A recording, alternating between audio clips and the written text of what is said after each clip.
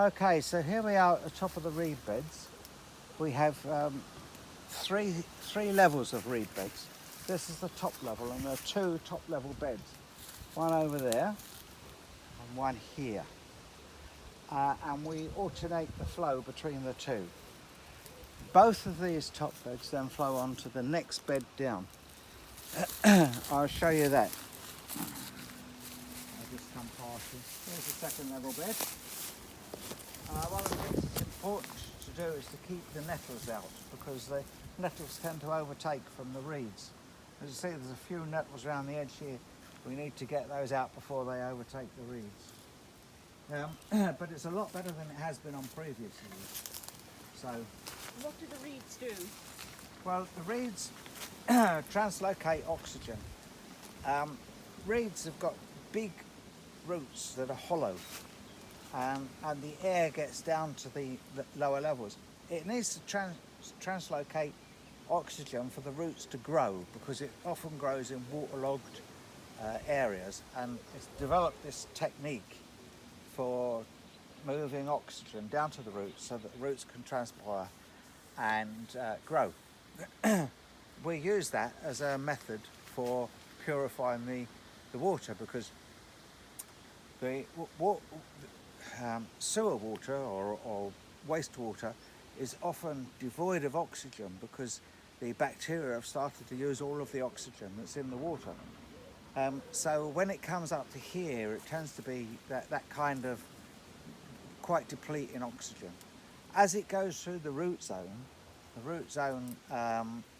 will have bacteria on it and those bacteria are oxygen needing. In other words, aerobic rather than anaerobic. So they're aerobic bacteria that are on the roots of the reeds.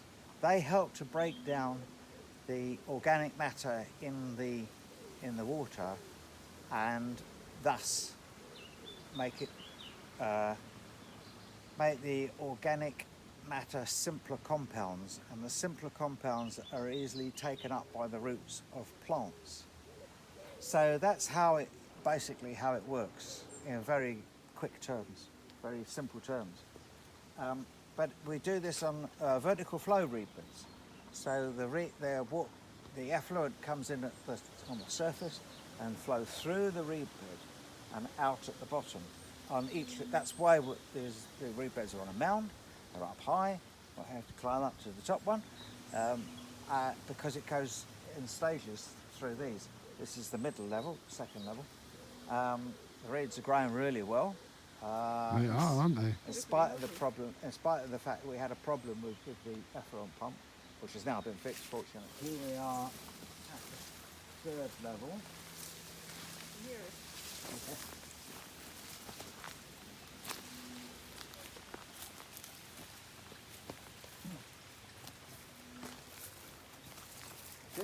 This level is different. Can I just show this pipe where it's coming then down from the second level, sure. right? So this is the pipe where from the bottom of the second level it flows down, and not sure whether you can hear it, but I can certainly hear the water noises.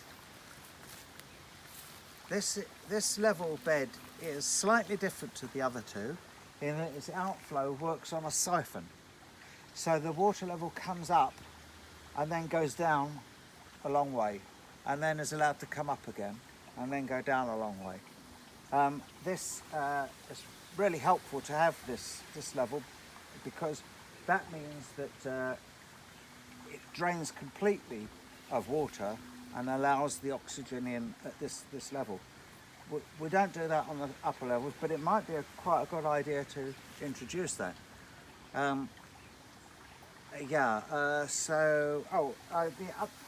One of the things that I haven't explained is that the phosphorus is not taken out, and phosphorus or phosphates are a problem in effluent water. And one of the things that we're trying to do is to implement schemes to take out the phosphates, because in an aquatic environment, phosphates are the limiting factor, and if you've got high in phosphates, you're likely to get algal blooms and things like that, which is why the pond is full of reeds. It shouldn't be full of reeds, but it's better that it's full of reeds than it gets algal blooms in it.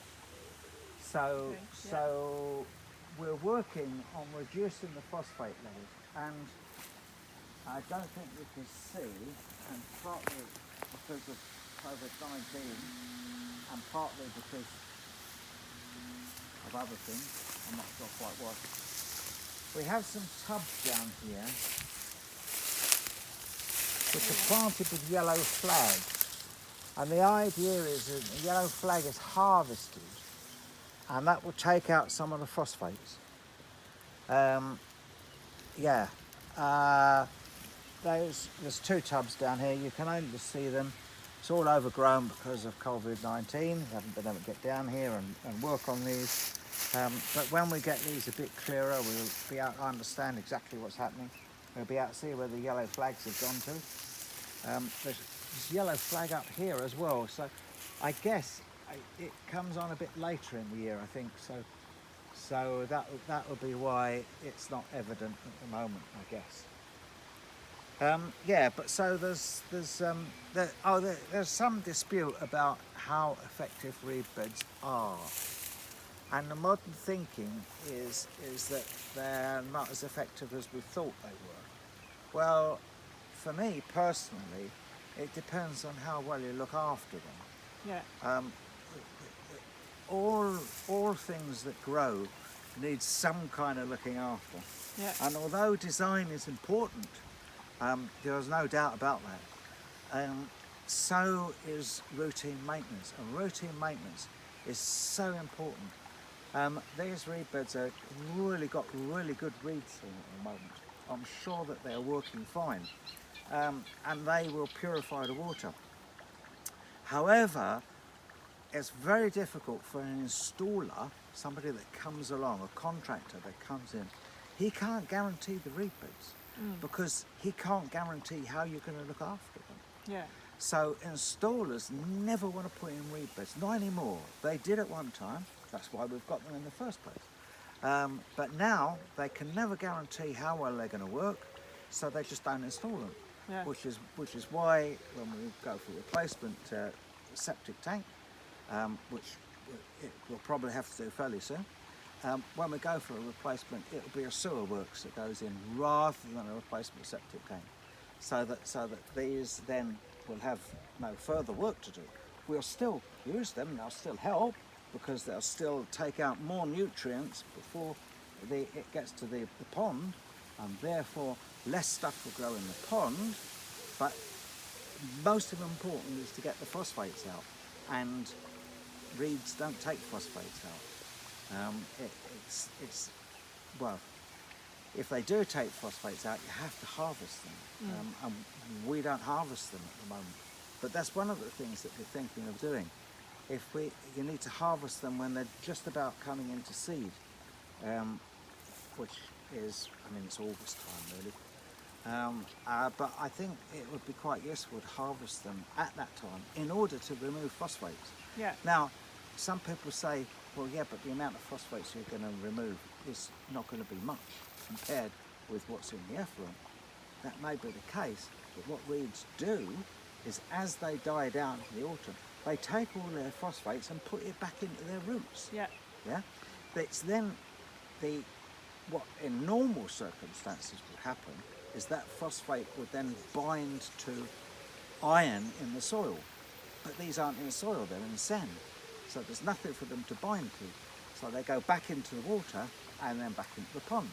So if you harvest them, do you just cut them? Yeah, leaving the just roots? cut them and drag them away. Okay. And we drag some away anyway because we have to take some out the pond and we put it in the non-woody habitat part. We just need to take more away, put it into the non-woody habitat part, where of course but you need to do it while it's in flower. Right. Not wait until it's all gone over because you've left it too late. Right. All Yeah. of that has gone back into the roots. Right. Yeah. Yeah. So it's sort of like about probably from now on. Right. Okay. Now on in that it needs to be cut because you'll never cut it all in one day. You'll never cut it all in a week.